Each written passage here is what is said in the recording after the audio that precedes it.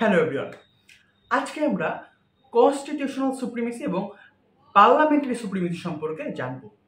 Constitutional supremacy এবং parliamentary supremacy কি সেটা জানতে আমরা এখানে চারটি আর্টিকেলের রেফারেন্স নিব এবং এই চারটি আর্টিকেলে হলো বাংলাদেশ কনস্টিটিউশনের আর্টিকেল। চারটি হলো article 7, article 7A, article 7B and article 26।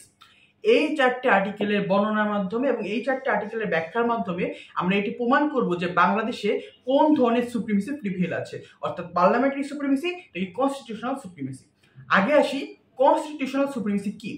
Constitutional supremacy অর্থ হলো কোন একটি দেশে সংবিধানের প্রাধান্যতা, অর্থাৎ ওই দেশের সকল কিছু নিয়ন্ত্রণ হয় বা ওই দেশের সব থেকে সুপ্রিম হলো সংবিধান।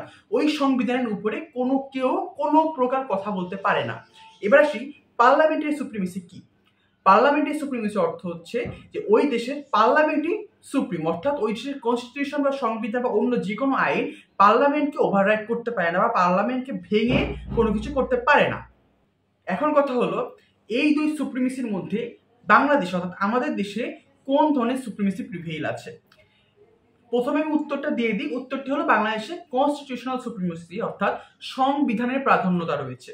অন্য যে কোনো ধরনের আইন বা বাংলাদেশের পার্লামেন্ট বা আইনসভা কনস্টিটিউশনাল সুপ্রিমেসিকে কোনোভাবেই ওভাররাইড করতে পারে না। এবার আমি প্রথমেই যেহেতু বলেছি চারটি আর্টিকেল এই কথা, আমরা সেই চারটি আর্টিকেল এক এক করে দেখবো এবং কি কি আছে এখানে এবং কোন কারণে এটা বলা হচ্ছে যে বাংলাদেশের কনস্টিটিউশনই সুপ্রিম সেটা আমরা এখন জানবো।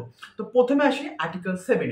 আর্টিকেল 7-এর কি বলা রয়েছে। আর্টিকেল 7-এ বলা রয়েছে যে সংবিধান হলো বাংলাদেশের সর্বোচ্চ আইন এবং অন্য কোনো আইন যদি সংবিধানের সাথে অসামঞ্জস্য রেখে তৈরি করা হয় কিংবা সাংঘর্ষিকভাবে তৈরি করা হয় তাহলে যে অংশটুকু সাংঘর্ষিক হবে সংবিধানের সাথে সেই অংশটুকু বাতিল হয়ে যাবে। অর্থাৎ সংবিধানের সাথে সংঘর্ষ হয় এমন কোনো আইন বাংলাদেশে বিরাজমান থাকতে পারে না।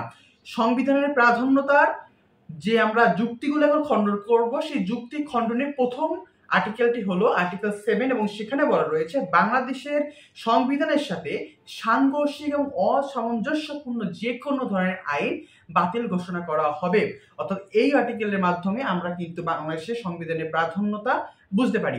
এবার আমরা চলে আসি বাংলাদেশ সংবিধানের আর্টিকেল 7A-তে কি বলা রয়েছে। আর্টিকেল 7A-তে বলা রয়েছে যে কোনো ব্যক্তি যদি ভয়ভীতি প্রদর্শন এবং তার শক্তি প্রদর্শনের মাধ্যমে বাংলাদেশ সংবিধানের কোনো প্রকার অনুচ্ছেদে কোনো প্রকার সংশোধন বা বাতিল বা রদ করতে চায় তাহলে তাকে রাষ্ট্রদ্রোহী হিসেবে ঘোষণা করা হবে।